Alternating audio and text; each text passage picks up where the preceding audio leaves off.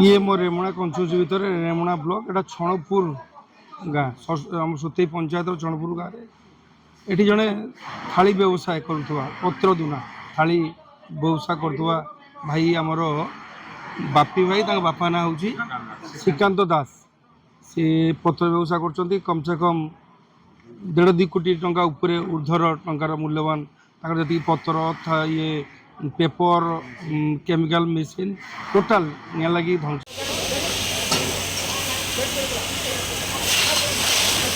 मो भल ना श्रीकांत दास मोर 40 लाख खंड कार्डबोर्ड माल तैयारी कर रखी थी स्टॉक माल जाता कलकाता सी सब चलीगला 40टा मोटर से मोटर सब चली कलर मोर प्राय सी भी 7-8 लाख टका ऊपर हम कलर रखी से कलर गुड़ा सब तो ब्लास्ट कला टोटल केते टंकार संपत्ति सब जाई बर्तमान तो 40-50 लाख टका माल जाता भीतर तो पोषी हो ना टोटल केते टंकार प्रोजेक्ट मान केते टंकार 3 कोटी ऊपर केमिति लागिला बोली भाबुछन मु तो जाने नहीं मु 4टा बेले पळै जाइथिनी गोटे डॉक्टर पाखु मु आलो काम मैनेजर सुपरवाइजर सब चाबी पकईकि जस्ट आम चाबी काटी देले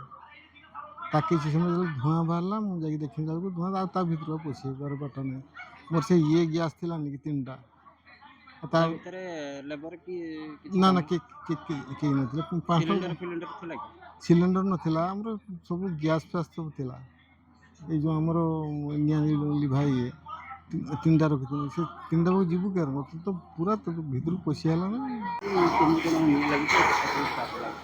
हाँ एक्चुअली एबे घंटे हम पूर्व आम खबर मिलला आमर बालेश्वर टीम प्रोसीड कले एबे बालेश्वर 3टा यूनिट लगी रेमुनार गोटे टीम लगी टोटाल 4टा टीम एबे डिप्लॉय अच्छा ना से तो तदंत करा तो फायर फाइटिंग चली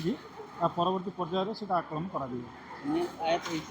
हाँ निया बर्तमान कंटेंट हो गला जेहेतु फ्लामेबल मटेरियल गुड़ाक रही आपंकर जो दना कागज खली पत्र सेगुड़ाक टे टाइम टेकिंग लगे तेणु फायर किंतु स्प्रेड हबार संभावना ना चारिपटू फायर को कंटेन कर दि जाए